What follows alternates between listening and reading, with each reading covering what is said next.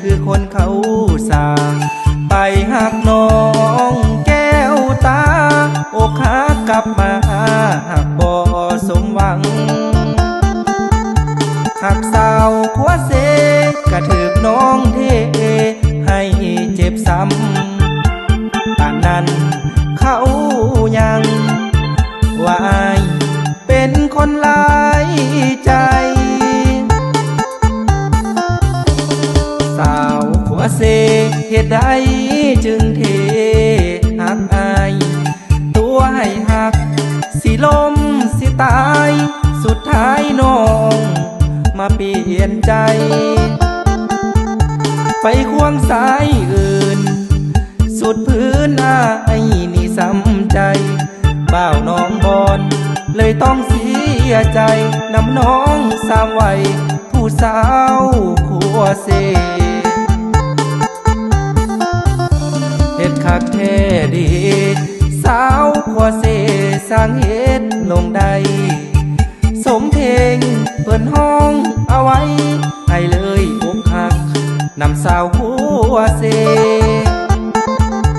จานน้อยเปิ่นห้องบอกคิดว่าน้องเป็นคนโลเลสุดท้ายไอ้ต้องใจเพลงนำสาวขัวเสคือเพลงเปิ่นห้องลาแล้วเด้อเด้อน้องผู้สาวขัวเสหอบเอาหักเพเพมาเทให้กับสาวน้องบอนสาวบ้านผู้ไทยคงบ่หลายใจคือสาวขัวเสหวังว่าหัก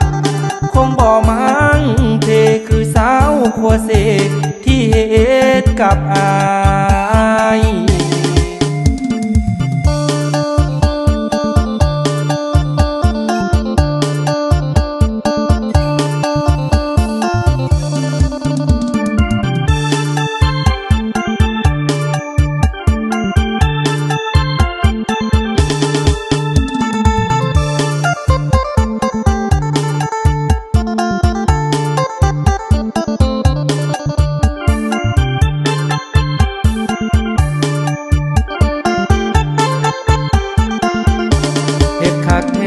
ดี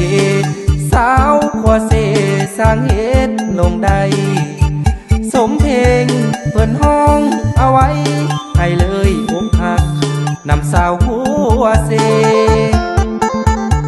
จานน้อยเปิ่นห้องบอกคิดว่าน้องเป็นคนโลเล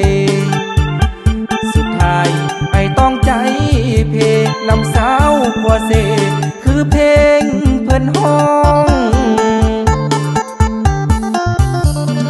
ลาแล้วเด้อเด้อน้องผู้สาวขัวเสหอบเอาหักเพเพมาเทให้กับสาวน้องบอนสาวบ้านผู้ไทย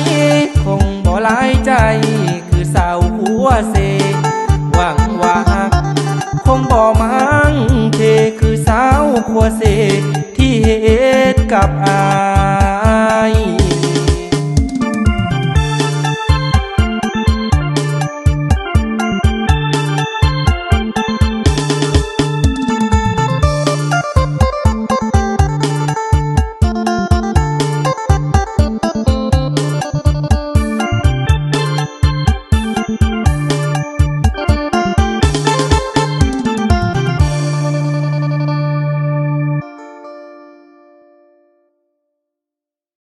แล้วเด้